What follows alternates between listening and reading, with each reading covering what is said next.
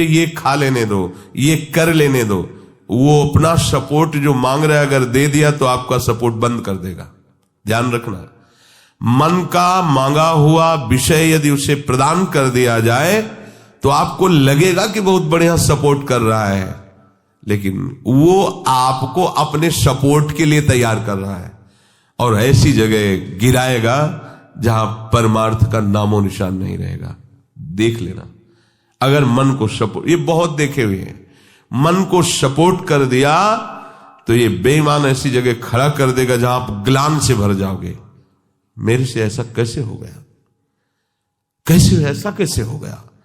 और फिर हृदय में जो दाह उत्पन्न होता है, जो हृदय में जलन उत्पन्न होती है, फिर ये चतुराई से उसे मारता है, उस जलन को दबाता है कि अगर ये खिलाफ हो गया तो फिर मेरा राशन पानी बंद हो जाएगा। मन फिर उससे धीरे से सपोर्ट करता है और जहां वो चलता है फिर यही होते होते हमारे जन्म के जन्म निकल जाते हैं। हमें सावधानी ये रखनी है कि इसको अपने सपोर्ट में लाना है, अपने सपोर्ट के लिए इसको सपोर्ट करना है, इसके सपोर्ट में नहीं जाना। ये शास्त्र संत सदगुरुदेव के विरुद्ध आचरणों के लिए जब मांग करे तो बिल्कुल नहीं सुनना है, और जब इसका आप सपोर्ट नहीं करोगे तो आपके अधीन हो जाएगा। इसकी चाल है ऐसी, और जब आप इसको सपोर्ट करोगे तो ये आपको अधीन कर लेगा। इसकी चाल है ऐसी, संतों ने अनुभव किया है हृदय में इसके इन लक्षणों को। आपने इसका सपोर्ट किया तो अशांति, बंधन, क्लेश, अधीनता, विषयाशक्ति, और आपने इसको अपने सपोर्ट में ले लिया तो ये परम शांति, निश्चिंतता, निर्विकारता यही पैदा कर देगा। विषय चिंतन में लगा हुआ मन बंधन का कारण है, भगवत चिंतन में लगा हुआ मन मोक्ष का खुला हुआ द्वार है। सांसारिक वस्तु, व्यक्ति, परिस्थिति, घटना आदि को लेकर मन में जो चिंतन बनता रहता है संकल्प विकल्प का, इसमें समय बर्बाद ना होने देना ये साधक की चतुराई है। वो ऐसा हो जाता तो ठीक है, आगे ऐसा कर लेंगे तो ठीक, उसने ऐसा क्यों कहा, हमने तो कुछ किया। ये समय वर्तमान का इतना कीमती तुम कहां नष्ट कर रहे हो। राधा राधा राधा, ये सब प्रपंच का चिंतन है। राधा राधा राधा राधा राधा, जो होगा वो ठाकुर जी जाने, श्री जी जाने, उनकी शरण में। ये हमारा वर्तमान का चिंतन क्यों बर्बाद कर रहा है। साधु, साधक, उपासक इस बात पर जरूर ध्यान दे, वर्तमान के चिंतन को भगवान से, प्रिया प्रीतम से विलग कर देना, इसकी चाल है। भूत भविष्य आदि का चिंतन करवा करके से सावधान रहिए। मन में जो कुछ चिंतन होता है वो प्रायः भूतकाल का होता है, कुछ भविष्य काल का भी होता है। वो वर्तमान में साधक चिंतन करवाना चाहता है अपने आराध्य देव का, पर ये मन भूतकाल और भविष्य काल की बातों को लाके वर्तमान के भगवत चिंतन को बाधित करता है। उस समय उसको समझाइए कि तुम जिस वस्तु, व्यक्ति, पदार्थ, घटना, परिस्थिति को लेकर के हमें आगे के लिए सोचवा रहे हो या पीछे वाली का जो हो गया है, इसमें हमारा सामर्थ्य क्या काम करेगा।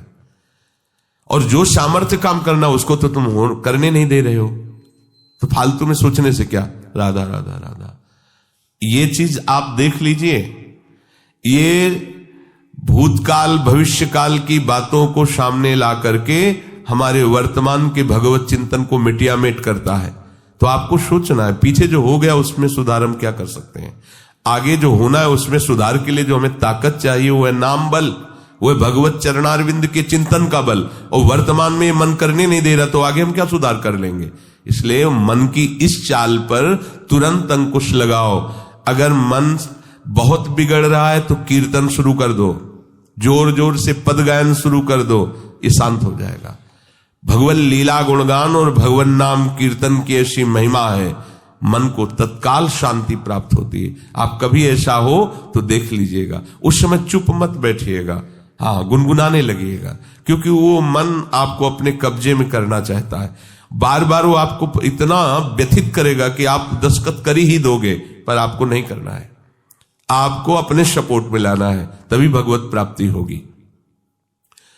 जो हमारा लक्ष्य है वर्तमान में भगवत चिंतन का, संसार के चिंतन के प्रभाव से उसे रोकता रहता है ये मन। सबको ऐसा ही होता है। संसार का चिंतन हो रहा है तो विचार कर लीजिए कि आप कैसे साधक हो।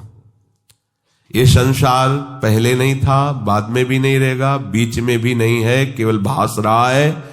और तुम सत्य वस्तु की खोज करने निकले हो और असत्य का वर्तमान में चिंतन कर रहे हो, कैसे खोज पाओगे? राधा राधा राधा चिंतन करो श्री जी का।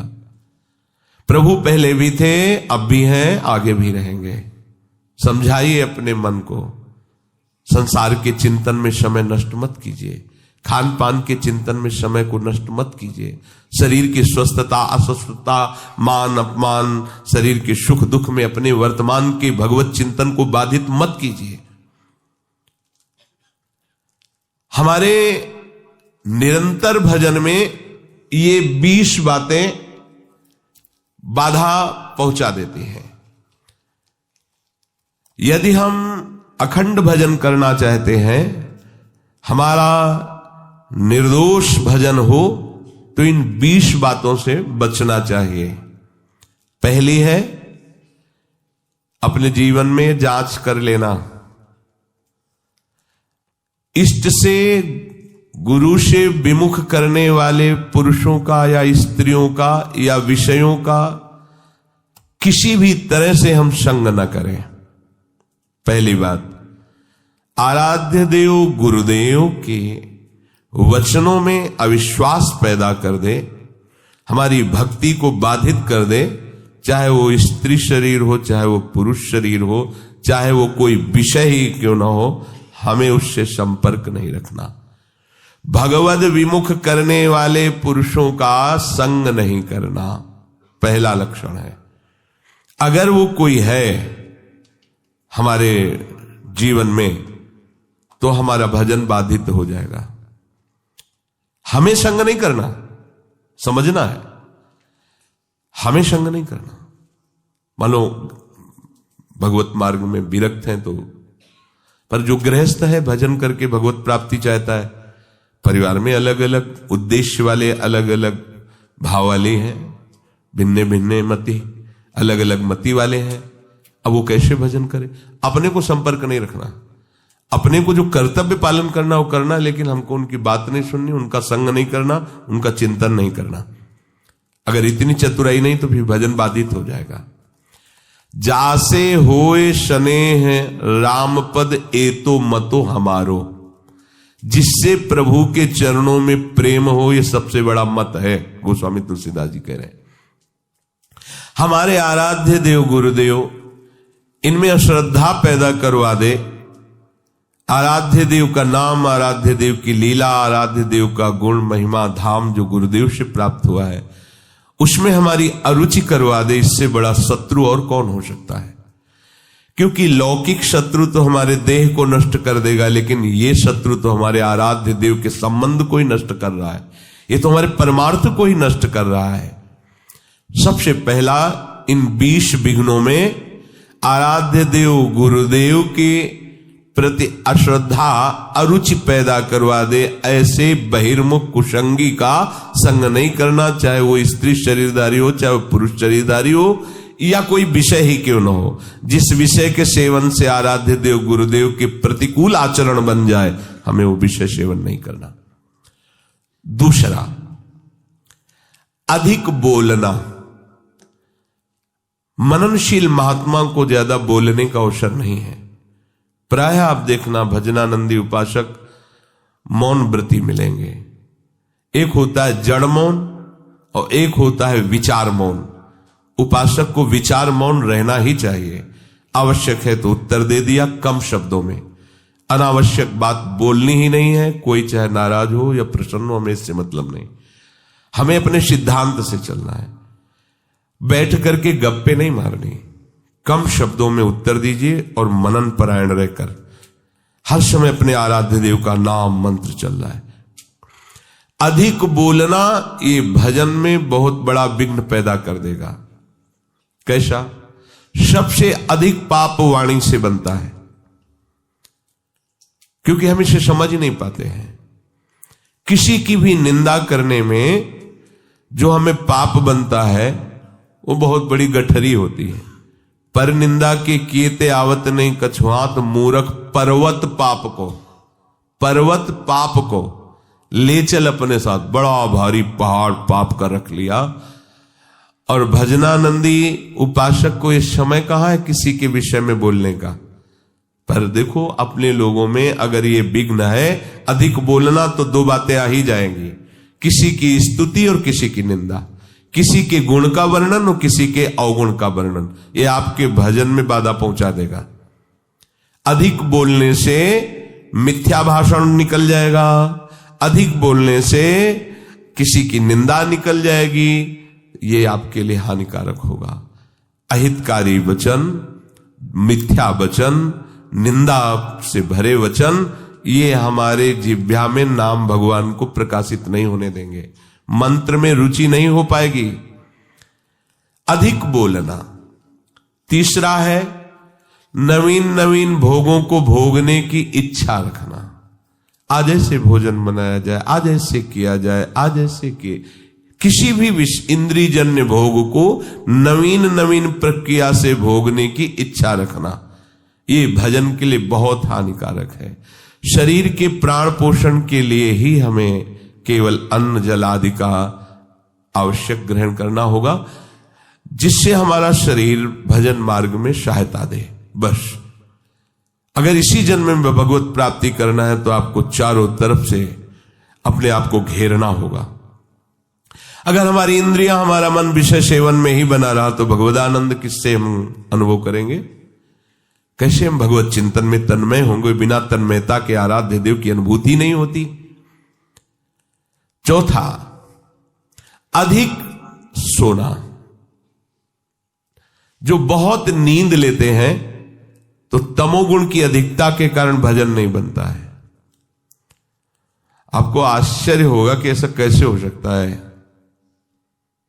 भजन की जब लगन लगती है, 11 बजे रात्रि के शयन करना, 2 बजे उठ जाना, स्नान किया, शौच किया, वृंदावन की परिक्रमा की, ऐसी दिनचर्या, और 2 बजे दिन में माधुकरी मांग के पाना, कोई बाल भोग, ये सब चाय नाश्ता कुछ नहीं, 2 बजे दिन में।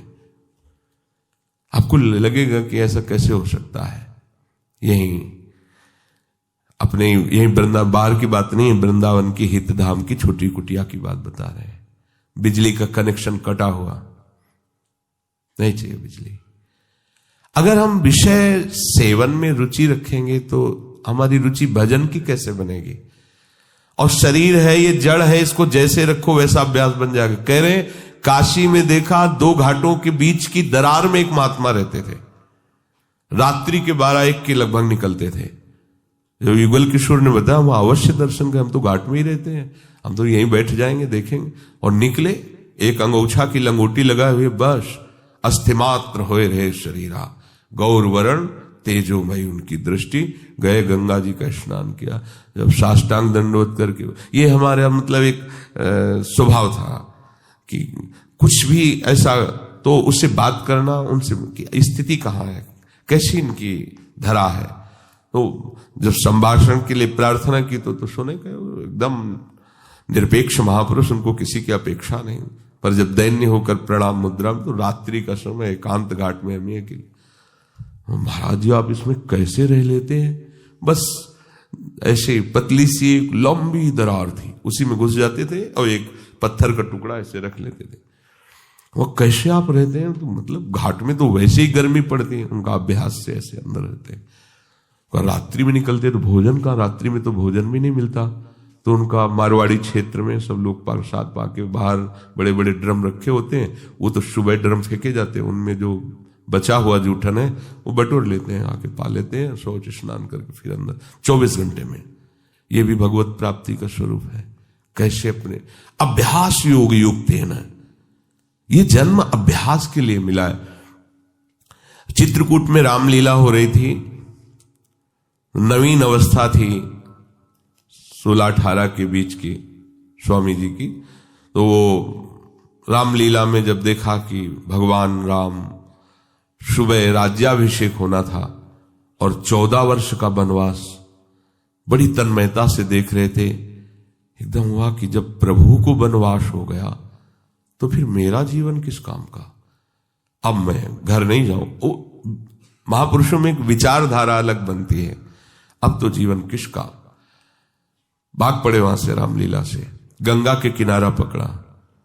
वो समय काटते हुए ऐसे आगे बढ़ रहे तो स्वामी शंकरानंद जी महाराज बड़े अद्भुत स्थिति को प्राप्त महापुरुष थे। अशनी आश्रम, जब गंगा किनारे भ्रमण कर रहे तब जब उनके पास आए तो उन्होंने दृष्टि से देख लिया कि इनकी बहुत ऊंची अवस्था जागृत होने वाली है अध्यात्म की।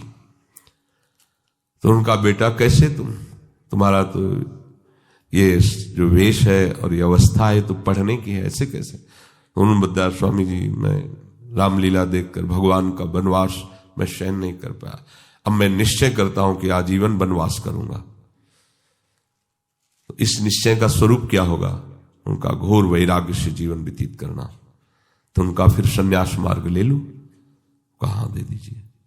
नवीन अवस्था में गंगा जी में संन्यास दिया गया। संन्यास का होता है कि दिगंबर कर दिया जाता है, निर्वस्त्र, और गंगा में खड़ा किया जाता है। अब तुम्हारा कौन है? तो गंगा को साक्षी करके बोलता है कोई नहीं, नारायण के सिवा मेरा कोई नहीं। फिर संस्कार किए जाते हैं, फिर इसके बहुत से संत उपस्थित रहते हैं, फिर उनको लोक मर्यादा के लिए लंगोटी दी जाती है और यहां तक केवल वस्त्र ढकने की अनुमति सन्यास को। जब उनको लंगोटी दे, उनका नहीं गुरुदेव, क्योंकि संस्कारी महापुरुष थे। तो कहा लोग बोले अब लोक व्यवहार रहा कहां प्रभु? तो उनका ठीक है, ऐसा ही सही, चलो। तो कहां? बोले आश्रम। बोले नहीं, जान हमें आपने संन्यास दिया, आजीवन आपके सामने नियम लेते हैं, यही जीवन व्यतीत करेंगे। तो गंगा का किनारा ही उनका घर था। जैसे गंगा बढ़ती ऊपर चले, जैसे घटती वैसे रेत, बस ऐसे दिगंबर नवीन अवस्था थी। और उनकी स्थिति ऐसी थी कि जटाओं के भार से ऐसे नशे में जैसे उन्मत्त महापुरुष भगवदानंद के, और शरीर की त्वचा एकदम मोटी ऐसे। अब गंगा किनारे मच्छर भी लगते हैं, सब समय समय पे गर्मी, बालू तप्त होती, वो वैसे। क्या हुआ? क्या उनका शरीर नहीं था क्या? निश्चय इतना जोर का कि देह राग मिट गया। तो क्या आप में वो भागवतिक शक्ति नहीं है क्या? पर हम ये कह रहे हैं कि आप आकांक्षा क्यों करो कि हम कोई पहनने को मिले, खाने को मिले, ऐसी रहने की आकांक्षा करो, भगवत तत्व की ज्ञान की आकांक्षा करो, भगवत प्रेम की आकांक्षा करो, प्रियालाल के रूप रसास्वादन की, उनके श्री चरण सेवा की। ये आकांक्षा का विषय है, ये आकांक्षा का विषय थोड़ी है कि हम ये पहन लें, हम ये खा लें, हम ऐसी परिस्थिति में रहें, हमारी ऐसी हाई फाई व्यवस्था हो। हमारी मांग नहीं होनी चाहिए। हम स्वामी के आश्रित है, जैसा वो चाहे वैसा करें, जिसमें वो राजी है उसमें हम राजी हैं। तो अधिक नींद लेने का यह स्वभाव उपासक को छोड़ना पड़ेगा। बिल्कुल ना सोना और बहुत सोना, आगे के श्लोक में भगवान मना करते हैं। दोनों को योग सिद्ध नहीं होता। बिल्कुल ना पाना और बहुत पाना, दोनों को योग सिद्ध नहीं होता। तो अधिक नींद लेना, इस पे शासन करो यदि भगवत प्राप्ति करना चाहते हो। आपकी दिनचर्या में सोने का आपका ठीक समय होना चाहिए। जितने महात्मा आज तक मिले उन सबकी दिनचर्या परिपक्व रही है। परिपक्व दिनचर्या 2-4 मिनट की बात नहीं कहते, नहीं, उनका उठना, उनका लेटना, उनका खाना, उनका पीना एक टाइम पे होता है। ऐसा नहीं है जब चाहा तब। अगर उस समय तक भोजन नहीं मिला तो इसके बाद वो भोजन नहीं पाएंगे, चाहे 56 प्रकार के भोग आ जाए। एक महात्मा जिस आश्रम में हम गंगा किनारे रुके थे उसी आश्रम में आए थे। शाम टाइम वो कुछ नहीं लेते थे, एक टाइम दोपहर में अगर भिक्षा मिल गई तो लेते थे। प्रायः कौन इनके पीछे पड़ता है खान पान के पीछे? जिसकी लगन लग जाती है प्रभु की प्राप्ति में, ये तो बहुत छोटी बातें हैं। इन महापुरुषों को देखो, वो शाम के जो उस आश्रम में आए जहां हम टिके हुए थे, तो उनको गाय वहां आश्रम में थी, तो संतों को शाम के बयारू कराई जाती थी, एक एक गिलास दूध दिया जाता था। तो बयारू तो करते नहीं थे, जब दूध तो उनका नहीं, हमारा नियम है, हम एक बार दिन में जो भगवत इच्छा से मिलता पाते हैं, फिर नहीं। अरे नहीं स्वामी, दूसरी बार पूछते ही उनकी दृष्टि, ये क्या है, ये कोई स्वागत है? अरे परमार्थ के पति होकर के नियम को तोड़ने के लिए तुम जोड़ दे रहे हो? ये क्या प्राण पोषण करना ही साधु का धर्म है क्या? हटाइए, आप कैसे साधु हो? बार बार हमको खाने के लिए प्रेरित। डांट दिया। अपने खुशी हो जाएंगे, दूध दे रहे हैं गाय का, भाई इतना प्यार कर। प्यार नहीं देखा जाता, अपना लक्ष्य देखा है। आप कितना आराध्य देव से प्यार करते हैं? हमें विषय सेवन के लिए कोई प्यार दे तो इसे प्यार कहते हैं क्या? आराध्य देव के चरणों जासो हो सने राम पद ए तो मतो हमारो। अधिक भोजन, पांचवा है अधिक भोजन। सच्ची मानिए, ये अनुभव की बात कहते हैं। अल्पाहार और अधिक भोजन दोनों आप करके देख लो। अधिक भोजन करने वाले की भजन में रुचि नहीं रहेगी। अगर दोनों टाइम आप भोजन जितना चाहिए उससे अधिक लोगे तो आप ब्रह्मचर्य रह ही नहीं सकते, आप भजन कर ही नहीं सकते, आपकी भजन में रुचि नहीं रहेगी। वो एक खिलवाड़ केवल होता रहेगा, दिन पार होता रहेगा। आप 2-4 दिन आपको थोड़ा परेशानी पड़ेगी किसी भी संयम को धारण करने के लिए। आप उसे धारण कीजिए, फिर आप देखिएगा। अगर आप 15-20 दिन ऐसे संयम से चले, फिर आपको हम ही छूट दे दें तो आप कहोगे नहीं बस ऐसा ही ठीक है। धीरे धीरे आपको हर इंद्रिय, हर वृत्ति को अपने आराध्य देव प्रियालाल में समर्पित करना है। रोज का रोज हमारी आयु नष्ट हो रही, हमारा लक्ष्य केवल यही बना हुआ है, संसार के भोग। सोचो हम कहां खड़े हैं, हमें कहां पहुंचना है। अधिक भोजन ये भजन का विघ्न है, पांचवा। और छठा है उपासक होकर हंसी मजाक गंदी करना। उपासक भी हंसते हैं अपने आराध्य देव की, अपने उपासना की। उपासक जन मिलकर वार्ता, ऐसा नहीं कि सांसारिक उनको कॉमेडी उनको सुन के हंसना पड़े, उनको प्रोग्राम देखना पड़े कि हाँ चल रहा है कॉमेडी को हम हंस रहे हैं। ये साधना है क्या?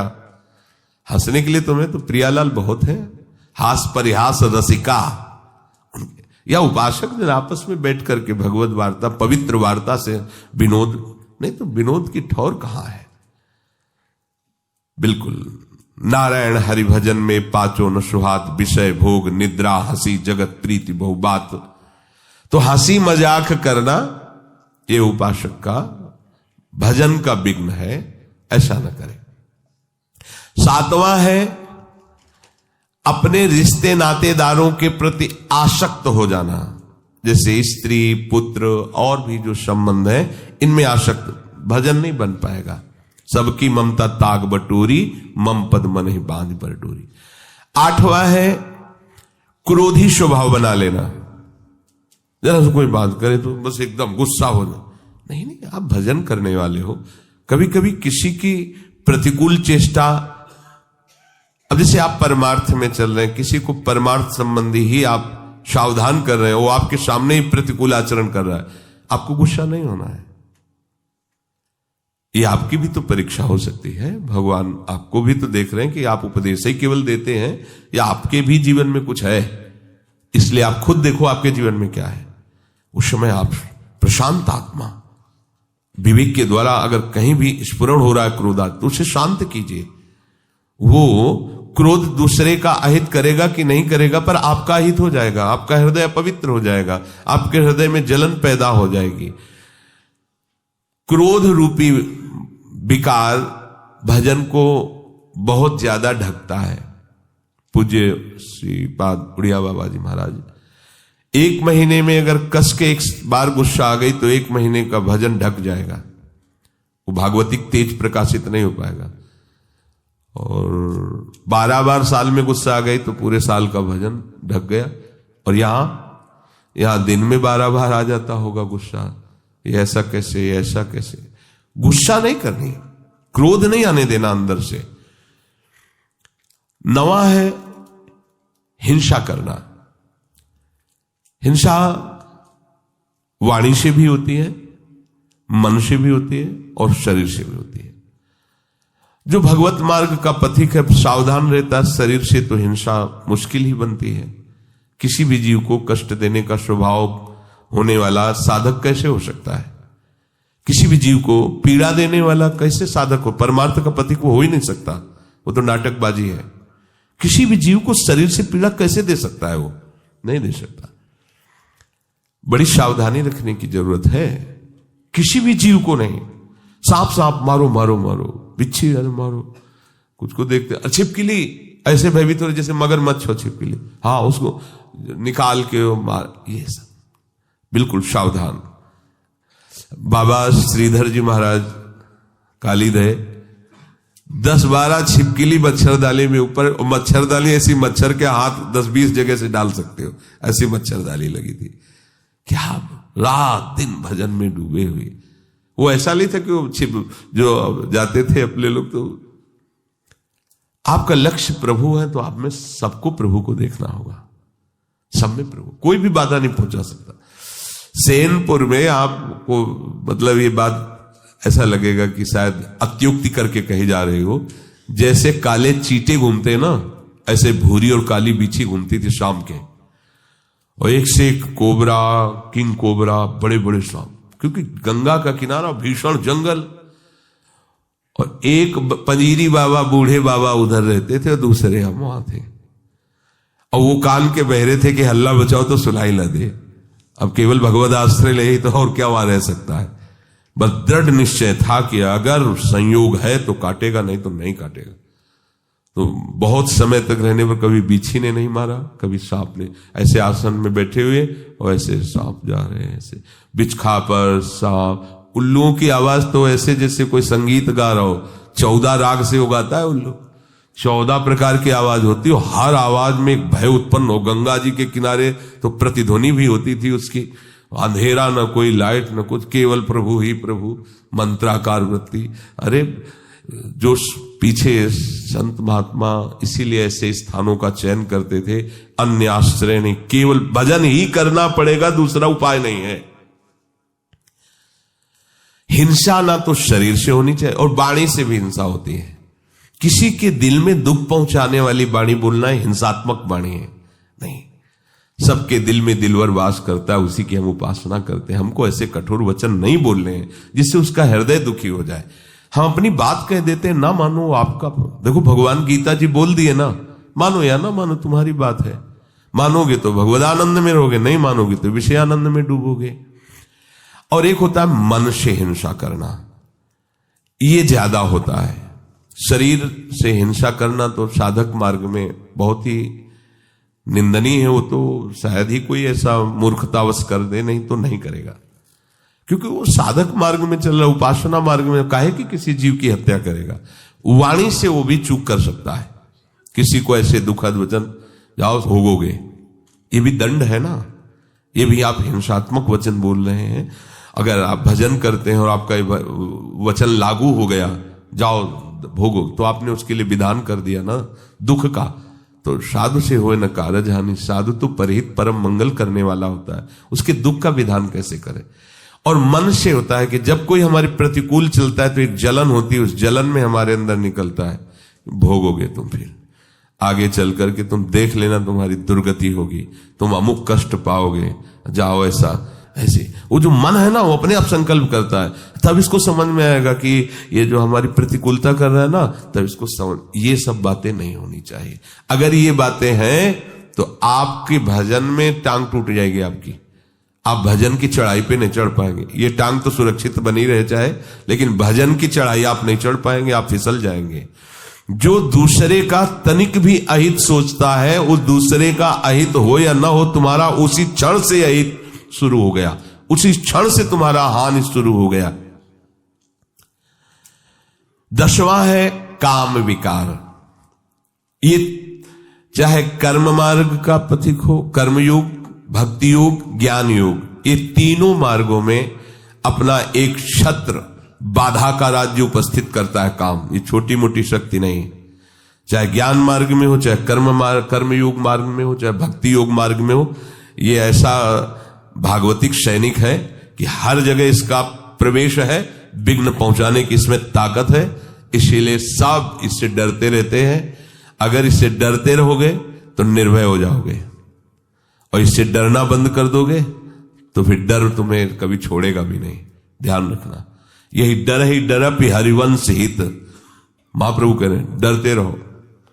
ना जानो छिनंत कवन बुद्धि घटई प्रकाशित, छुटी चेतन जो अचेत तेऊ मुनि भय विश्वासित। महाप्रभु कह रहे हैं डरते रहो, ये बात से डरते रहो। एक संत भगवान कह रहे थे काला सर्प काट ले तो उसका उपचार हो सकता है, लेकिन ये काम अपना अधिकार हृदय पे कर ले, ये डस ले, इसका उपचार नहीं हो सकता। ये ऐसा जहर है कि वो लहरें लेते रहो, पूरा जीवन वो नशा चढ़ा रहेगा उसका। और जैसे जैसे आपकी आयु कम होती जाएगी, मतलब अवस्था शरीर की बढ़ती जाएगी, आयु कम, वैसे वैसे और बढ़ता जाता है। जैसे जैसे आपकी शरीर शक्ति क्षीण होती वैसे ही वासना और रंग लाती, क्योंकि दुर्गति करना है ना। इसे चाहिए कि भगवान नाम और भगवत आश्रय के बल से इस विकार को सह कर शांत किया जाए। जितना आप सहनशील होगे उतने ये शांत होता चला जाएगा। 11वां, अपनी निंदा होने पर सहन न करना। ये भजन में बाधा है। जब अपनी निंदा हो तो आनंद मनाना चाहिए अंदर से, कि जो हमें प्रारब्ध भोग भोगना था दंड रूप में, वो निंदा करके उसको नष्ट कर रहा है। बड़ी कृपा हुई। अंदर से इस बात को समझिएगा। अगर हमारी कोई निंदा कर रहा है तो हमें आनंदित होना चाहिए, हमारा परमार्थ मार्ग साफ हो रहा है। ध्यान रखना, हमारा परमार्थ मार्ग जो बाधित होने वाला था उसकी निंदा से कट गया। बहुत बड़ा प्रभाव है। बिना भोगे तुम्हारे प्रारब्ध का नाश करा दे वो निंदक है, इससे बड़ा कोई हमारा सहयोगी नहीं है। साधो निंदक मित्र हमारा। चरणदास जी ने इसमें बड़ा आशीर्वाद दिया है कि जो कोई निंदा करे हमारी उतरे भव से पारा साधो, क्योंकि उसने हमारे परमार्थ को साफ कर दिया। प्रशंसा करना वाला तो परमार्थ में रोड़ा पैदा कर दिया, देहाभिमान फिर पुष्ट होगा और भगवत चरणारविंद का आश्रय छूट जाएगा। लेकिन निंदा करने वाले ने भगवत आश्रय पुष्ट कर दिया, परमार्थ को बिल्कुल पवित्र और साफ कर दिया।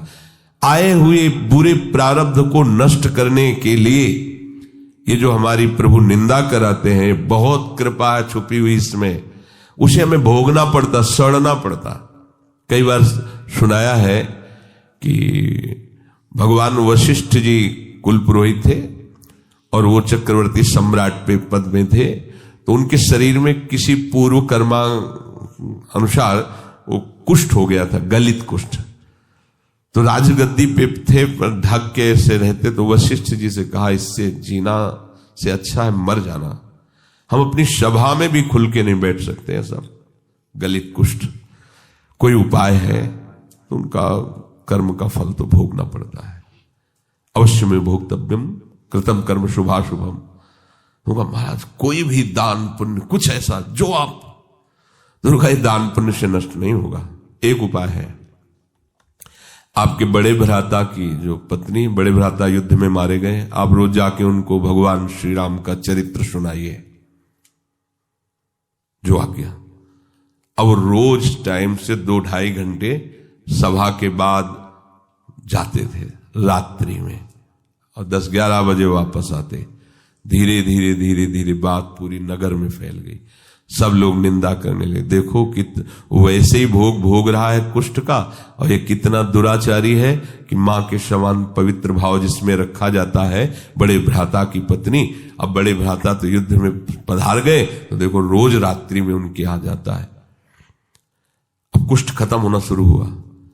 अब 20-20 लोग बैठ करके उन्हीं के राजा के विषय की बात सुन। सब एक दिन वशिष्ठ जी से कहा, प्रभु जब मुझे हमारे ये जो गुप्तचर बताते हैं आकर कि प्रजा ऐसी हमारी निंदा कर रही, तो ऐसा लगता है कि मर जाना। तो बोले कुष्ठ नष्ट करने में तुम्हारा ये बहुत बड़ा सहयोग होगा। पहले कहते थे कुष्ठ के कारण कि मर जाना अच्छा है, अब जब दवाई करवा रहे हैं तो तुम कह रहे हो ऐसा। कुष्ठ कम हुआ ना? बोले हाँ कम। धीरे धीरे सब कुष्ठ नष्ट हो गया। पूरे राज्य में ये निंदा इनकी होने लगी और कुष्ठ नष्ट हो गया। अब यहां नाक का बचा, तो उनका भगवान नाक का बच्चा। बोले कभी ये नष्ट नहीं होगा। क्यों? बोले वे वशिष्ठ के हिस्से का है, और हम जानते हैं तुम वहां रामचरित्र सुनाने जाते हो, कोई गलत लगे। फिर बुलाया पूरी प्रजा को और सभा में बताया कि ऐसा ऐसा ऐसा, तो गलित कुष्ठ उनका नष्ट हो गया। ये जो हमारी निंदा करने वाले हैं, ये जो हम केवल भोग कर ही उसका समन होता, उस पाप को, उस अपराध को अपनी निंदा जिह्वा से, संतों ने कहा मां से भी ज्यादा ये दुलार करते हैं। मां तो हाथ से मल साफ किया होगा, ये हमारे उस कर्म जनित मल को वो जिह्वा से साफ कर देते हैं निंदा करके। तो निंदा जब हमारी हो रही हो, अपमान हो रहा हो, तो हमें सहन करना चाहिए। हमारे बहुत बड़े बुरे प्रारब्ध का वो निवारण कर रहे हैं। पर ऐसा बहुत कम होता है। जब निंदा होती तो हम जब उसकी निंदा खुद करने लगते हैं तो उसका परिणाम ही होता है जो हमारे पास था वो तो था ही और वापस आ जाता है। पर निंदा के किए थे आवत नहीं कछुआत, मूर्ख पर्वत पाप को ले।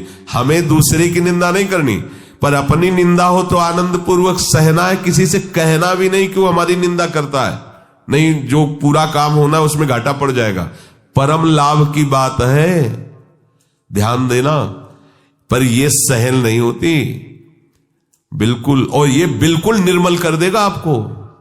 निंदक नियरे राखिए आंगन कुटी छवाए, बिना साबुन पानी बिना निर्मल करे सुहाए। कह रहे ज्यादा दूर मत रखो, सीधे आंगन में रखो, जिसे निकलते बैठते हो तुम्हारे कान में निंदा पड़े। अगर कहीं भगवान ऐसी पवित्र व्यवस्था कर देते हैं कि कोई निंदा करे तो उसका विरोध कभी न करे, चुप रहे। यद्यपि बहुत कड़वी दवा है। वो तुम ऐसा कह रहे थे, अरे वो क्या पापी पुरुष हैं इसीलिए संतों पर दोष लग। बिल्कुल मत बोलो, ले तो सब घाटा हो जाएगा दवा में, फिर वो उतनी सामर्थ्य नहीं रह जाएगी आपका जो रोग नष्ट होना है। शांत चुपचाप सह जाओ। जैसे कोई कहे कि वो ऐसी निंदा कर रहे थे, हाँ तो इसी लायक हम ही है ना, राधा राधा, आगे बढ़ो, अपना काम बन रहा है। श्री जी कितनी कृपालु है, बिना भोगे हमें निर्मल करके आगे बढ़ा रही।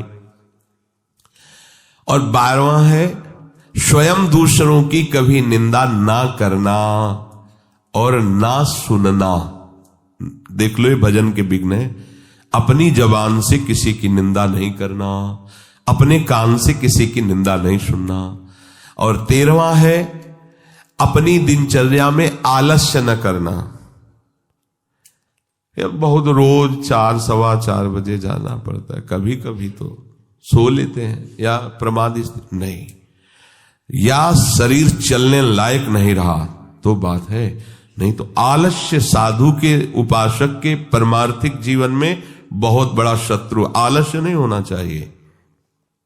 और शौकीनी, कोई भी वस्त्र खान पान कुछ भी शौक के लिए नहीं होना चाहिए। आज इस रंग का चप्पल तो कल उस रंग का जूता, तो इस रंग का मुफलर तो इस रंग की जैकेट, ये परमार्थ के पथिक के नहीं। जो आपके पास वस्त्र है आराम से उनके लिए आप शौक मत रखो कि अब ऐसा आए अब वैसा, और किसी भी तरह की कोई शौकीनी के लिए वस्तु का प्रयोग ना करो। 15वां, किसी भी तरह की प्रसिद्धि को अपने में स्वीकार मत करो। हजारों लोग प्रणाम कर रहे हैं, यश हो रहा है, ऐसा वैसा, आपका नहीं हो रहा है। वो आपके गुरुदेव और आराध्य देव का है, आपका नहीं। आप स्वीकार करोगे तो विष पी लोगे। सम्मानम कल्याति घोर गरलम नीचापमानम सुधा, श्रीपाद प्रबोधानंद जी महाराज कह रहे हैं ये सम्मान विष है, तुम्हें सम्मान नहीं हो रहा। अगर तुम समझते हो तुम्हारा सम्मान हो रहा है तो आराध्य देव और गुरुदेव से अलग होइए, उनके चिन्हों को धारण करना बंद कीजिए। देखो कौन तुम्हें प्रणाम करता है। उनका यश गा रहे हो इसलिए तुम्हारा यश हो रहा है, उनके दासत्व से युक्त हो इसलिए तुम्हारे सामने दास भाव से सब जन प्रणाम कर रहे हैं। तुम प्रभु के आश्रित हो इसलिए वो तुम्हारे आश्रित हो रहे हैं। केवल प्रभु का उसमें यश है, प्रभु के आश्रय की महिमा। तुम अपना कुछ मत समझ लेना, नहीं, छोड़ो। प्रभु के चिन्हों को धारण करना छोड़ो, प्रभु की बात करना छोड़ो, फिर देखो तुम्हें कौन प्रणाम करता है। तो जो भी यश कीर्ति बड़ाई सम्मान है वो हमारे गुरुदेव का है, उन्हीं के सजाए सज रहे हैं, उन्हीं के द्वारा दिए हुए मंत्र उपासना से हम आनंदित हैं, उन्हीं के आश्रय के कारण ये सब है, अपना अस्तित्व नहीं है। मान बड़ाई की चाह रखना भजन का बड़ा भारी विघ्न है कि भाई और कुछ तो नहीं है, चाहते हम, पर इतना तो है कि समाज में बना रहे, भजनानंदी महात्मा है, आओ आओ आओ, देखो बचपन से भजन कर रहे हैं, इनको आदर दीजिए, बड़े त्यागी महात्मा है। ये सुनने के लिए कान लालायित रहते हैं अहंकार पुष्ट होने की वृत्ति वाले के। ये नहीं होना चाहिए। जब कोई तुम्हारी बड़ाई करने लगे तो तुम्हारे हृदय में एक संकोच जनित चुभन होनी चाहिए। क्यों व्यर्थ की बात कर रहे हो? अंदर से लगना चाहिए, बनावटी नहीं, अंदर से आना। और सच्ची बात है, सच्ची बात। यदि गुरुदेव की कृपा ना हो, प्रियाजू की कृपा ना हो, तो एक बार राधा नहीं बोल सकते। तुम निरंतर भजन की तो बात जाने दो। एक दिन निष्पाप व्यतीत होना कठिन हो जाएगा। निष्पाप एक दिन व्यतीत होना कठिन हो जाएगा, और तुम्हारा जीवन निष्पाप हो रहा है केवल गुरु कृपा, आराध्य देव की कृपा। 17वां, अपने में श्रेष्ठता जनित अभिमान होना, गुरुपन होना। मैं बहुत ज्ञानी हूं, मैं बहुत, किसी भी तरह का अपने में श्रेष्ठता का अभिमान होना। देखो हमारे परम गुरु हैं श्री आचार्य चरण जी, लेकिन वो अपने को क्या बोल रहे हैं, ग्रंथ में लिख के गए, बोले क्वाहम तुच्छा परम अधमा। क्या शब्द लिख रहे हैं, एक श्लोक में कहा क्वाहम मूढ़मति, ये अपने लिए लिख रहे हैं। जो उत्तम महाभागवत का लक्षण है उसमें दैन्य होता है। देखो आज तक कोई श्री हनुमान जी की जोड़ का महात्मा नहीं हुआ, हनुमान जी की जोड़ का नहीं हुआ। बल में, ज्ञान में, दासत्व में, सेवा में बेजोड़ महात्मा।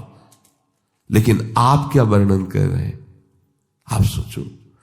विभीषण एक महान भागवत से मिल रहे हैं तो परिचय क्या दे रहे हैं, वहां पढ़ के देखो। असमय अधम सखा सुनो मोहू पर रघुवीर। मुझ जैसे अधम पर भी प्रभु कृपा बनाए हो मुझे दासत्व से। और जब प्रभु से पहली बार मिले तो उन्होंने यही कहा था, एक में मंद मोह मत कुटिल हृदय अज्ञान पुनि प्रभु मोहि विसारेऊ दीन बंधु भगवान। और जबकि ज्ञानी नाम अग्रगण्यम बुद्धिमताम वरिष्ठम, रोम रोम से सियाराम निकलता जवान की तो बात जाने दो। यत्र यत्र रघुनाथ कीर्तनम तत्र तत्र कृतमस्त कांजिलम वाष्पवारि परिपूर्ण लोचनम मारुतिम नमत राक्षसांतकम। और बल विक्रम की तो कहना ही क्या, जेहगिर चरण दे हनुमंता चले उसका पाताल, जिम अमोघ रघुपति कर बाला यही भांति चले हो हनुमान। क्या उनका जोड़ है कोई, और वो अपने को कह रहे असमय अधम। भगवान ने जितना माता सबरी को दुलार दिया, बिरला ही कोई ऐसा दुलार पा पाता है। और सबरी जी क्या प्रभु से कहे, अधम ते अधम अधम अति नारी तिनमा मैं मति मंद अघारी। ओहो, ये देखो महाभागवतों की वाणी। देखो आद्य गुरु भगवान शंकराचार्य अहम ग्रह उपासना के आचार्य, और वो कह रहे हैं कि सत्यपि भेदापगमे नाथ तवाहम न माम की नस्तुम सामुद्रो ही तरंगा कुचन समुद्रो न तारंगा। नाथ यद्यपि ये बात सत्य है कि हम में और आप में भेद नहीं है, क्योंकि अभेद भक्ति के आचार्य हैं, अभेद ब्रह्म स्वरूप के आचार्य हैं, उसी का उपदेश करें। पर बोले प्रभु एक बात परम सत्य है कि समुद्र से ही तरंग उत्पन्न होती तो अभेद है, पर तरंग से कभी समुद्र उत्पन्न हुआ हो ऐसा कहीं वर्णन नहीं पाया गया। अर्थात हे हरि आप समुद्र हो और मैं आपकी तरंग हूं। ये आद्य गुरु भगवान शंकराचार्य की षटपदी नामक स्तुति में वर्णन है। आप कितने भी कोई भी बड़े बड़े महापुरुष हुए हैं, उस असीम अगाध महिमा में जब तो फिर अपने को दैन्य ही देखा है। इसलिए कभी भी किसी को भी अभिमान की जरूरत नहीं है। अगर अभिमान किसी भी तरह का हम अपने हृदय में रखते हैं तो अभी सत्य वस्तु को जाना नहीं। जिस वस्तु को जानने के बाद कुछ जानना बाकी नहीं रहता, उस वस्तु को जब जान लिया जाता है तो अभिमान नहीं रहता, और जब तक उस वस्तु को जाना नहीं तो अभिमान किस बात का। दोनों स्थिति में अभिमान नहीं होता। जब उसको जाना नहीं, पाया नहीं तो अभिमान किस बात, और उसको पा लेने के बाद, जान लेने के बाद अभिमान रहता ही नहीं है। 18वां, परदोष चिंतन। कभी किसी के दोषों का चिंतन न करे, क्योंकि चिंतन यदि दोषों हो तो आपके अंदर दोष आ जाएंगे। चिंतन के साथ साथ वर्णन, श्रवण, ये सब शुरू हो जाता है दोषों। ये बिल्कुल अपने भजन मार्ग में भयानक विघ्न है। 19वां, दिखावटीपना नहीं होना चाहिए। एक पद्धति से चलो। अगर वैराग्य मार्ग में भी है तो गुरु परंपरागत वस्त्र और तिलक आदि रचना का एक ही क्रम है। अलग अलग संप्रदायों में अपने अपने आचार्य द्वारा जो तिलक दिया गया है, यह हमारा बनावटीपना या दिखावटीपना नहीं है, यह हमारा आचार्य प्रदत्त दासत्व का चिन्ह है। ये कोई खिलवाड़ नहीं, कंठी तिलक धारण करना, पर बनावटी नहीं। आचार्य परंपरा से जुड़ा होना चाहिए, आचार्य प्रदत्त मंत्र होना चाहिए, तभी। ऐसा नहीं कि बनावटी वेश जो मनाया, लाल पहन लिया। हिदाम में गए थे, लाल कपड़ा पहने, बोले शरणागत मंत्र लेना, तुमने कहा वैसे ही आप लाल वेश धारण, बोले वो तो ऐसे पहन लिए। ऐसे कैसे पहन लिए? गेरुआ वस्त्र की महिमा समझते हो? साक्षात नारायण स्वरूप, अग्नि स्वरूप माना जाता है, ऐसे ही धारण कर लिए, ऐसे ही कपड़े धारण कर लिए, ऐसे मन मानी। कोई भी दिखावटीपना नहीं होना चाहिए, आचार्य परंपरागत होना चाहिए। और उपास्य देव की प्राप्ति के लिए जो वैराग्य वेश धारण किया है, जो गुरु ने दिया है, प्राण निकल जाए पर उसे नहीं छोड़ना चाहिए। ये जो ऐसा नहीं मनमानी आचरण, ऐसा नहीं। एक बार एक महाभागवत, एक परम सन्यासी को बंदी बनाया गया था, गौ हत्या के विरोध में वो खड़े हुए थे। तो उनको कहा गया आप अपने वस्त्र उतारिए, तो उन्होंने उनका गला काट दीजिए, स्वीकार है, पर हमें काषाय वस्त्र नहीं उतार सकते, ये हमारे आचार्य और गुरु प्रदत्त है, तुम इसे खिलवाड़ मत समझना। ऐसा जब गौ हत्या के विरोध में खड़े थे तो उनका दंड भी भंग कर दिया गया था, उनका श्राप लागू हो गया था। बहुत ये जो आचार्य परंपरा से पोशाक और भागवतिक चिन्ह, वैष्णव चिन्ह मिलते हैं, खिलवाड़ नहीं है। जब मन आया तब धारण किया, जब मन आया तब उतार दिया, ये हुए ही नहीं प्रभु के। ये सब केवल स्वांग रचने वाले, नौटंकी नाटक वाले हैं। ये कोई नाटक का खेल है क्या कि पर्दे पे गए तो साधु का वेश बना करके आशीर्वाद दे रहे हैं, पीछे आए तो पैंट शर्ट और बीड़ी हुक्का पी रहे हैं? ये थोड़ी, ये कोई सीरियल का साधु थोड़ी है। अपने जीवन को आचार्य गुरु परंपरा में आजीवन उसी में, हमारे जो गुरुदेव ने हमें वस्त्र दिया, मंत्र दिया, उपासना दी, भागवतिक चिन्ह दिए, उसी के अनुसार हमें चलना है। दिखावटी नहीं होना चाहिए, बनावटी नहीं होना चाहिए। सोमवार को और रंग के, मंगल को और रंग के, बुद्ध के और रंग को, बृहस्पति के और रंग के, ये बहुरंगी बाबा नहीं होना चाहिए। आराध्य देव के रंग में रंगे हुए, शुरू से हर संप्रदाय की एक पोशाक होती है। नैष्ठिक ब्रह्मचर्य, श्वेत वस्त्र धारण करके मूंज मेखला, महावाक्य, ऊपर का लाल वस्त्र, नीचे का सफेद, संन्यास काशा गेरुआ वस्त्र, वैष्णव श्वेत पीत या भगवत प्रसादी। किसी भी संप्रदाय का वैष्णव पीत वस्त्र धारण कर सकता है, श्वेत वस्त्र धारण कर, या गुरु इष्टिक भगवत प्रसादी, उसमें रंग नहीं देखा जाता। अगर भगवत प्रसादी है तो उसे वो हमारे आराध्य देव की प्रसादी, अन्यथा अपनी स्वेच्छा पूर्वक नहीं। विरक्त मार्ग में है, अगर कौपीन नहीं है, कौपीनवंता खलु भाग्यवंता, अगर आपका पुरुष शरीर और आपको वैराग्य मार्ग में, कौपीनवंता खलु, मार्किन ऊपर से कौपीन लग, जैसी आपको रहने दी गई आजीवन। फिर हमें नहीं देखना कि जिसने हमें रहनी दी वो कैसे रह रहा है, हमें देखना है हमें कैसे रहनी दी गई, हमको उसी में चलना है। वो किस स्थिति में क्या है उनका खेल वो जाने, हमें जो दिया गया हमको उसी के अनुसार चलना है। बनावटीपन, दिखावटीपन अपने जीवन में नहीं होना। और 20वां है आवश्यकताओं को बढ़ा लेना। जो आवश्यकताओं को बढ़ा लेता है भजन में विघ्न है। बहुत कम आवश्यकता में आपकी दिनचर्या व्यतीत होनी चाहिए। आपका भोजन, आपका वस्त्र, आपका प्रकृति का प्रयोग कम होना चाहिए। जितना प्रकृति के भोक्ता बनेंगे उतनी प्रकृति आप पर शासन करेगी, अधीन हो जाओगे। और जितना प्रकृति से कम व्यवहार करेंगे, कम से कम भोगेंगे और जीवन यापन के लिए उसको स्वीकार करके भजन करेंगे तो प्रकृति ही आपको मुक्त कर देगी। जाओ प्रभु की तरफ बढ़ो। और जो प्रकृति को भोगता है, आकर्षित करके, अधीन करके नष्ट कर देती है। ये 20 दोष भजन में भारी विघ्न पैदा कर देते हैं। भजन से विमुख पुरुषों का संग, अधिक बोलना, विषय भोग की इच्छा रखना, अधिक सोना, अधिक भोजन, हंसी मजाक, स्त्री पुत्रादि में अधिक आसक्ति होना, क्रोध, हिंसा, काम विकार, निंदादि सहन न कर सकना, स्वयं दूसरों की निंदा करना, आलस्य, शौकीनी, प्रसिद्धि, मान बढ़ाई, गुरुपन, परदोष चिंतन, दिखावट, आवश्यकताओं को बढ़ा लेना। ये 20 बातों से बचा जाए तो हमारा निरंतर भजन चलेगा। देखो, अपने सत्संग का उद्देश्य भगवत प्राप्ति है। किसी की भी निंदा स्तुति करने का ना हमारा अधिकार है और ना हमारी कोई चाह है। अपने लोग कभी इस कुमार्गगामी प्रवृत्तियों में ना फंसे, इसलिए उनको विस्तृत रूप से बताया जाता है। सब भगवत स्वरूप है, अंत में हमको यही मानना है, सब भगवत स्वरूप है। अगर कोई दिखावट कर रहा है तो मेरा प्रभु ही है, मुझे मानना है। अगर कोई कुछ भी कहीं भी है, मुझे मानना है। पर अपने लोगों को इन दोषों में नहीं फंसना। अगर फंसेंगे तो सब में भगवत भाव या भजन हम नहीं कर पाएंगे। इसलिए इसकी व्याख्या रूप में वर्णन के। श्री राधा वल्लभ लाल।